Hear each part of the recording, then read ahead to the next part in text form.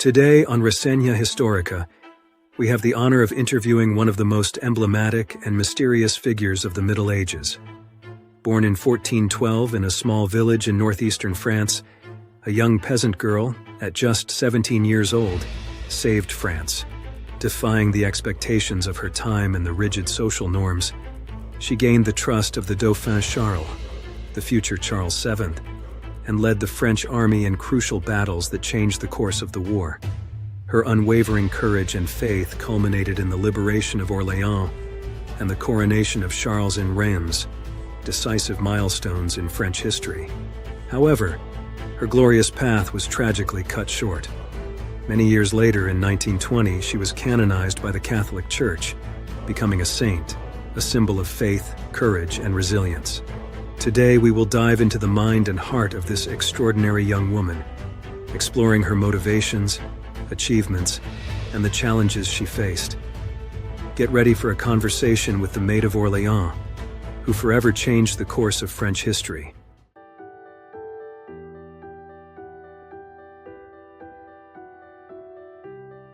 Joanne, welcome to Reseña Histórica. It's a great privilege to have you here with us. It's a pleasure to be invited to participate in the Reseña Histórica podcast. I am very happy and grateful. To start, could you tell us a bit about your origins and what your childhood was like in Domremy? I was born on January 6, 1412, in Domremy, a small village in northeastern France. My family were peasants, and from an early age I was taught to work in the fields and help at home. My childhood was marked by Christian faith. I was always very devout and spent much of my time in prayer. Joan, can you give us some context on the strong influence of Christianity in France at that time? Certainly. In my time, early 15th century France, Christianity was the most powerful and dominant force in all of society. The Catholic Church not only guided the spiritual lives of people, but also influenced political decisions, laws, and traditions. From birth to death, every significant moment of life was marked by religious rites. Christian faith was present in all aspects of daily life. In daily masses and major religious festivities, the clergy had a central role in communities, and religious life was the foundation upon which social and cultural structures were built. For me and for many others, faith in God and the Church was unquestionable, and our lives were guided by the belief that we were constantly under divine watch. It was in this context of deep devotion and faith that my visions and calling emerged. I sincerely believed I was fulfilling God's will by leading the French armies, and this belief was shared by many, which gave strength and legitimacy to my mission. At that time, everything was connected to Christianity, and the idea that God directly intervened in the lives of men was widely accepted. You mentioned your faith as an important factor in your mission, but wasn't the long conflict of the 100 Years' War, which brought destruction, hunger, and disease to the people, also a consideration? Yes, you're right in saying that the terrible situation France faced during the 100 Years' War was also a crucial factor. The war brought immense suffering to our people. Villages were destroyed, fields were abandoned, and hunger and disease spread. France was in a state of despair, and many believed the war was lost. For me, this scene of destruction and anguish was part of what made my mission so urgent. The voices I heard insisted that I should help save France, not only from the English enemy, but also from the internal suffering that devastated our people. I believe that God chose this moment of great need to act through me. When I arrived to lead the army, I saw that the soldiers and the people were disheartened, almost without hope. My faith, combined with the urgency of the terrible situation we faced, gave me the strength to inspire others. They fought not only for military victory, but for an end to the suffering that seemed endless. My mission was both spiritual and practical, uniting faith in God with the need to save our nation from total collapse. At that time, the French throne was contested by the King of England. Can you tell us how that came about? Yes, the dispute over the French throne was one of the main causes of the 100 Years' War. It all started in 1328 when the King of France, Charles IV, died without leaving direct heirs. This created a power vacuum, and the question of who should succeed him generated great controversy. On one side was Philip of Valois, a close relative of Charles IV, and a direct descendant of the male lineage of French kings. On the other side was Edward III, King of England, who was the grandson of Philip IV of France through his mother, Isabella of France, daughter of Philip IV. Edward III claimed the French throne based on this ancestry. arguing that his direct lineage gave him the right to the throne. The French, however, did not accept Edward's claim, supporting Philip of Valois, who was crowned as Philip VI. This marked the beginning of a long and bitter dispute, as Edward III refused to renounce his claim. He proclaimed himself King of France, leading to a series of military conflicts between the two kingdoms. The 100 Years' War was, therefore, largely a struggle for the legitimacy of the French throne, with both sides claiming legitimate rights to power.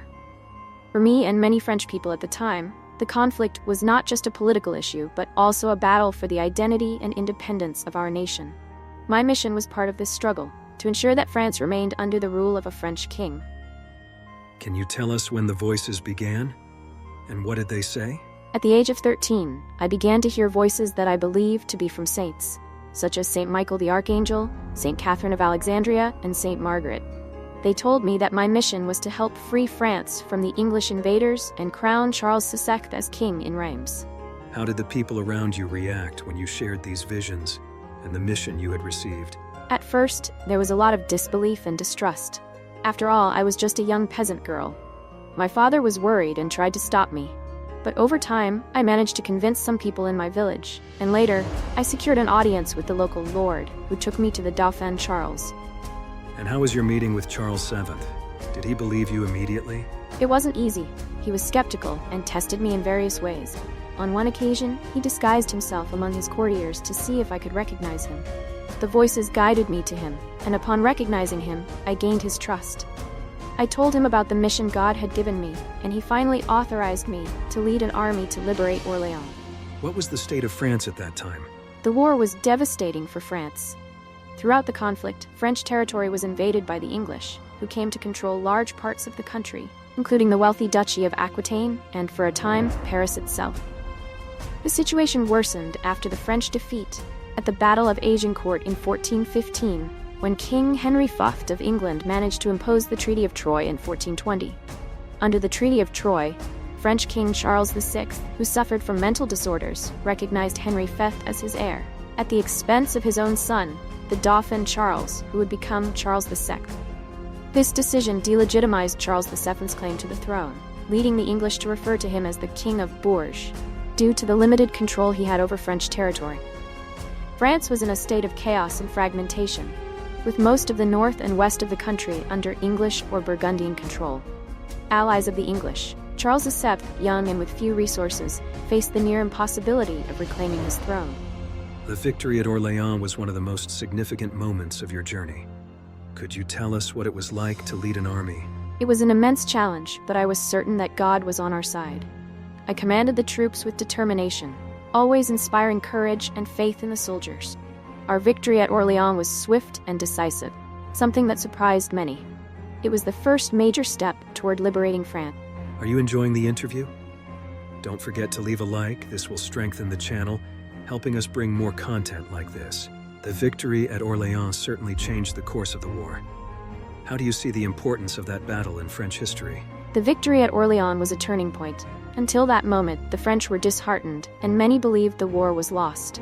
Orléans gave us hope and motivated other victories that culminated in the coronation of Charles VII. Without that victory, France might have fallen completely under English control. After Orléans, you accompanied Charles VII to Reims, where he was crowned. What was it like to participate in that historic moment? It was a moment of great fulfillment for me. Since I received my mission, I dreamed of that day. Reims was the place where French monarchs were traditionally crowned.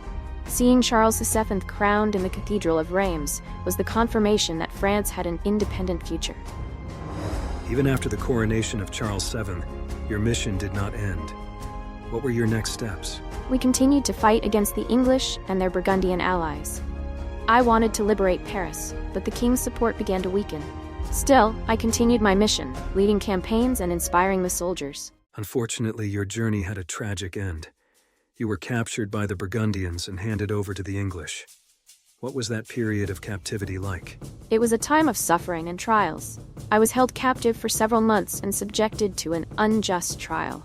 The English wanted to discredit me to invalidate the coronation of Charles VII. Joan, during your trial, the voices that were once seen as messages from the saints were used against you, And even the fact that you wore men's clothing was used as justification for your condemnation. Yes, that's true. During my trial, what was once seen as a divine sign was distorted and used against me. The voices I heard, the messages from St. Michael, St. Catherine, and St. Margaret, always guided me and gave me strength to fulfill my mission. However, the inquisitors who conducted my trial were determined to discredit my faith and my actions. They accused me of heresy, claiming that the voices I heard came from the devil, not from God. They tried to force me to deny everything I believed in, but I could not lie about what I knew to be true. I knew my faith was genuine, and even in the face of death, I could not betray what God had revealed to me. As for wearing men's clothing, that was also used against me. During the war, I wore men's clothes because they were practical and necessary for my safety and role as a military leader. I was constantly among soldiers, and wearing women's clothing would have been imprudent and dangerous. Moreover, the men's clothing protected me from attacks and harassment, something that was common among the troops. But the judges, instead of understanding the practical necessity of these clothes, interpreted them as a sign of rebellion against the norms of the church and society. They claimed that my use of men's clothing was a violation of divine laws, ignoring the context in which this occurred. In the end, these arguments were used to condemn me. I knew the trial was unjust and that they had already decided my fate before it even began. Still, I remained faithful to my convictions and my faith. You were sentenced to be burned at the stake on May 30th, 1431, in a public square. It is said that on that day you received the Eucharist and, dressed in white, were taken to execution. What did you think at that moment? What were your last words? On that day, May 30th, 1431, I knew my time on earth was coming to an end. When I was led to the public square in Rouen, my heart was at peace because I knew I had fulfilled my mission as best as I could. Receiving the Eucharist that morning was an immense consolation, final connection with God before facing what was to come. Dressed in white, symbol of purity, I felt ready to meet him. As I walked toward the stake, I asked God for forgiveness for any mistakes I might have made. But I held to my conviction that everything I did was to serve France and divine will. When they tied me to the post, I looked at the crowd watching, many with tears in their eyes, and my thoughts were with them, with my country, and with the faith that had always guided me. My last words were a call to Jesus.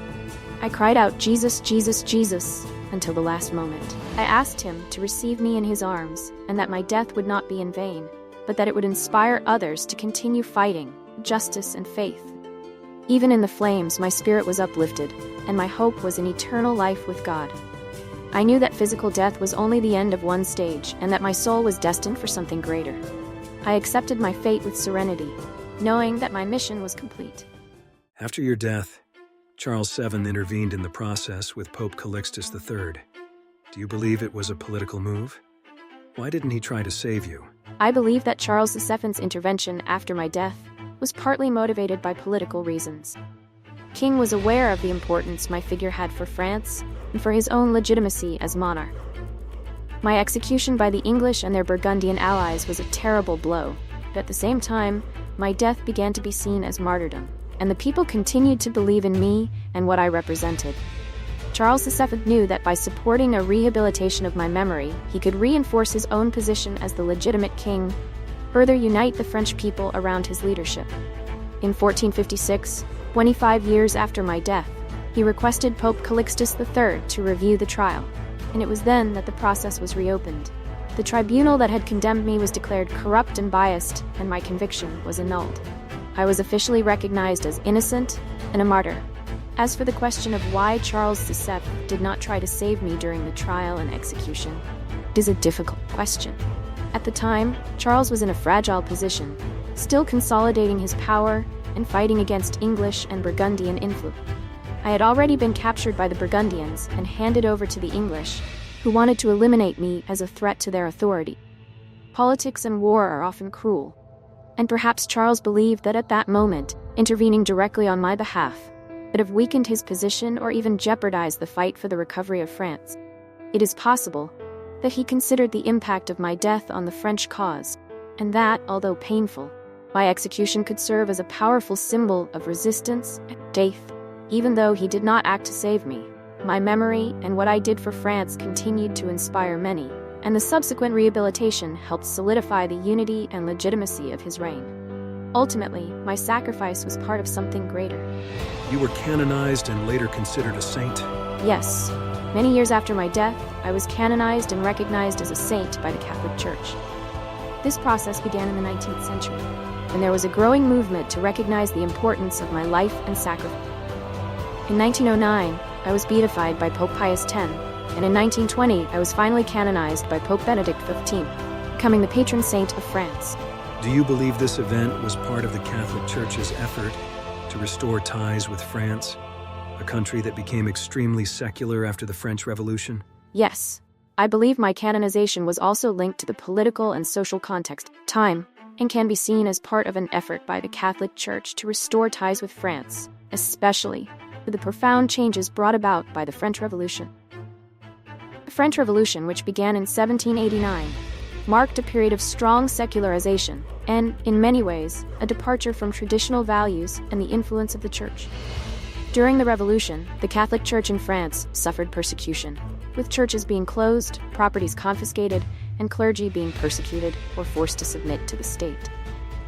This movement created a significant rift between the Church and the French state, and the consequences of this distancing were felt for many years. In the 19th century, France was in a process of national reconstruction and redefinition of its identity. It was in this context the figure of Joan of Arc, a young woman who personified faith, patriotism, and resistance, gained renewed importance. My story offered a point of convergence between religious and national values, something that could unite the French in a time of division. Beatification in 1909 and later the canonization in 1920 occurred at a time when the Church sought to reaffirm its presence in public life and regain the hearts of French people. My sanctification served as a powerful symbol of reconciliation, showing that Christian faith and love for the homeland could coexist and even strengthen each other. Moreover, the canonization was a way of recognizing the importance of Catholicism in French history and identity, especially at a time when secularism was being increasingly promoted. By declaring me a saint, the Church not only honored my memory but also sought to reaffirm the historical and spiritual ties between France and Catholicism. Therefore, I believe my canonization was indeed a response to the context of secularization and an attempt by the Church to strengthen its relationship with France. Joan, with so many political and religious intrigues, would you change anything in your journey? No, I wouldn't change anything in my journey. Every step I took, every decision I made was guided by faith and the certainty that I was fulfilling God's will. From the moment I heard the voices to the day I was led to the stake, I acted with the conviction that I was doing what was right for France and for my people. I know my life was full of challenges, political intrigues, and dangers, but I believe all these experiences were necessary for me to fulfill my mission. Even knowing the suffering I would face, I wouldn't hesitate to follow the same path, because I believe that through me, God brought hope and strength to a people lost in war and despair. If I changed anything, perhaps the course of history would have been different, and France might not have found the strength to rise against its enemies. My faith sustained me, and I accept everything that happened as part of a greater plan. A plan that I may not have fully understood in life, but that I trusted was for the good. Even my death, as painful as it was, served a greater purpose. It was a sacrifice that inspired many and helped unite France around a common goal. If I could go back, I would do it all again, with the same faith and determination. After all, my life was not for me or France. Joan, the world is going through changes, and more people are seeking to free themselves from the dogmas that imprison them, living a faith free from an institution or a punishing God. In light of this new phase, can you leave us a message from Saint Joan of Arc? My message is simple. Faith is something deep and personal, a flame that burns within each heart and should not be imprisoned by rigid rules or fears. In my time, I lived my faith as best as I could, guided by the voices I believed were from God, but always with the desire to serve the greater good. If today people seek a freer faith, without the bonds of dogmas that oppress them, I believe that this can also be a way to find God, or what is sacred, in an authentic and true manner. What matters is that this faith, whether in God, in a higher power, or even in the power of love and justice, guides your actions towards good, towards compassion, and towards building a more just and peaceful world. My life was dedicated to a cause I believed was just and necessary. My faith gave me the courage to face the impossible, And I hope that, regardless of how each person finds their faith, it also serves as a source of strength and hope in difficult times. If there is something I can leave as a legacy, it is the importance of living with integrity and with a heart focused on what is good and just. No matter the path you choose, stay true to what you believe is right and always seek the good for yourself and others. The true power of faith lies in how it transforms us and drives us to act for the benefit of others, whether within or outside of an institution. May this flame of faith, free and pure, continue to illuminate your paths, always leading you towards love and truth. May the courage to follow your convictions, even when the world seems against you, always be your greatest strength. This is truly a message from a saint, bringing unity and inner faith. I can only thank you for sharing your story with us. I thank you from the bottom of my heart for giving me the opportunity to share my story. I hope my words can inspire and strengthen each of you, just as my faith sustained me in difficult times. May you all find within yourselves the courage and light to move forward with love and justice in your hearts. May God, or the higher power that guides your lives, always be with you, illuminating your paths and bringing peace and hope. And remember, true faith lies in the love and kindness we spread in the world. I hope you enjoyed the interview. Please leave a like and follow Resenha Historica for more content like this.